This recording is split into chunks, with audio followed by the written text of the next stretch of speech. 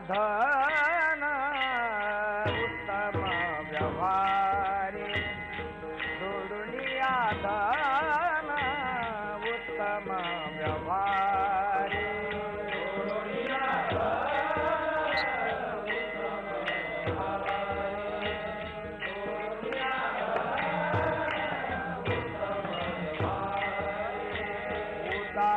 विचारी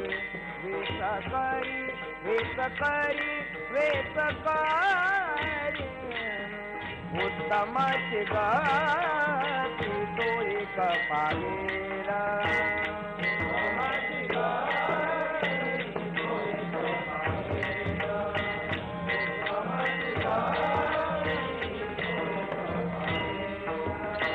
उत्तम भोगेला जीवखानी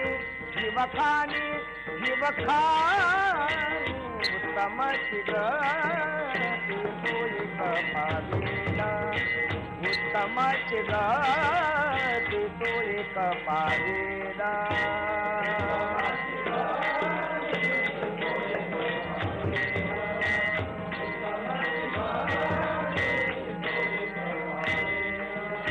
मेरे पसारे मेरे पर निंदा मेरे पसारे मेरे पर निंदा पर श्रिया सदा बहिनी माया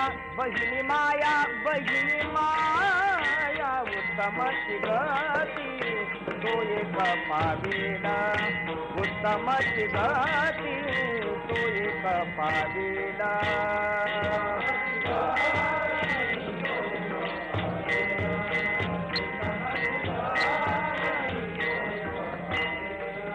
शांती रूपी नव्हे कवनाचा वाईट शांती रूपी नव्हे कवनाचा वाईट वाढवी महत्व वडिलांचे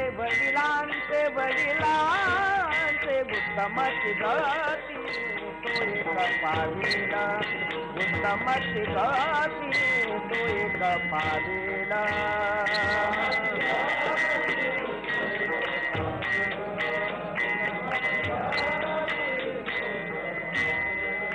बुद्ध दया गायी पशुचे पालन तानेला जीवन वनमाजी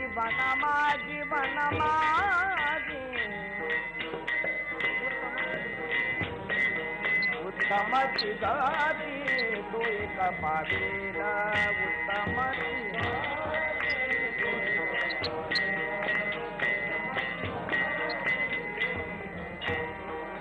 तुका म्हणे हेची आश्रमाचे फळ तुका म्हणे हेची आश्रमाचे फळ परमपद बळ वैराग्याचे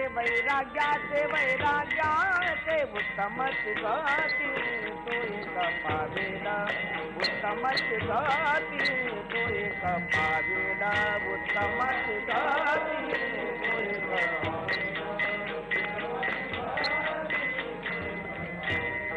उत्तम भोगेला जीवखानी उत्तम गती तो एक पावेला उत्तम गती तो एक पावेला उत्तम गती तो एक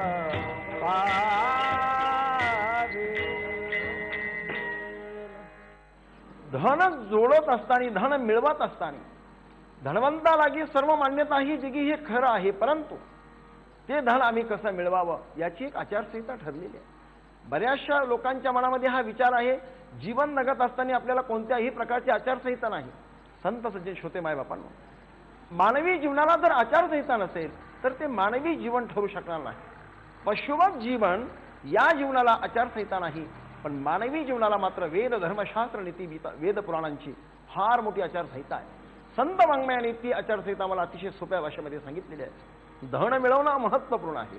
या जगाच्या बाजारामध्ये एकच सिक्का चालतो, त्याला धन आपण असं म्हणतो, रुपया आपण त्याला असं म्हणतो. याच्याशिवाय या जगाचं काहीही होत नाही, जगातली कुठलीही वस्तू मिळत नाही. मग ते धन मिळवत असताना कोणत्या मार्गाने मिळवला पाहिजे हा तुमच्या आणि माझ्या समोरचा सर्वात मोठा प्रश्न आहे. धन मिळवणं महत्व आहे, क्रमप्राप्त आहे, धनाशिवाय जगात काहीही नाही, खरं आहे. परंतु ते धन आपण कसं मिळवायचं आहे यासाठी जगद्गुरु तुकोबांनी आम्हाला आचारसंहिता सांगितलेली आहे. जोडोनिया धन, जरूर धन जोडा, पण कसं जोडा? उत्तम व्यवहारे, उत्तम व्यवहाराने धन जोडा आणि उदास विचाराने खर्च करा.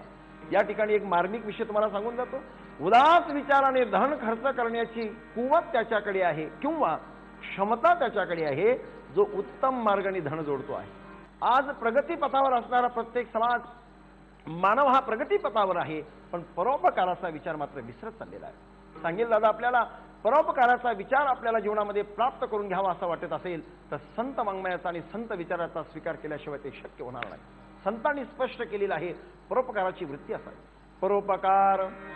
परोपकार करण्याची इच्छा नसेल तर पुढचा आहे का? नेने परनिंदा, कमीत कमी परनिंदा करू नका. परनिंदा ही असं मोठं दूषण आहे. परोपकाराने निर्माण होणाऱ्या पुण्यापेक्षा परनिंदेने अधिक पाप निर्माण होतं. म्हणून परोपकार करण्याची इच्छा ज्याच्या मनात नाही कमीत कमी त्याने परनिंदा करू नका ही आचारसंहिता आहे संसारिकांना. परोपकार, नेने परनिंदा आणि महत्वपूर्ण वाक्य आहे दादा, परस्त्रिया सदा बहिणी माया. हेच आमच्या संत वाङ्मयाचं त्या ठिकाणी महत्वपूर्ण अशा प्रकारचं वाक्य राहील. वाढवी महत्व वडिलांचे, त्या ठिकाणी भूतदया गायी, सर्व विषयांचा विचार आमच्या संत वाङ्मयामध्ये आहे. भूतदया गायी, पशुवरही प्रेम करावं. गोमाता ही आमच्या भारतीय संस्कृतीमध्ये सर्वात श्रेष्ठ अशा प्रकारची मानलेली आहे. वारकरी संप्रदायाने हे एक व्रत हातामध्ये घेतलेलं आहे की गायीची सेवा प्रत्येकाच्या जीवनामध्ये व्हावी. गायीचं दूध आम्हाला पाहिजे, गायीच्या दुधापासून निर्माण झालेलं दही आम्हाला पाहिजे.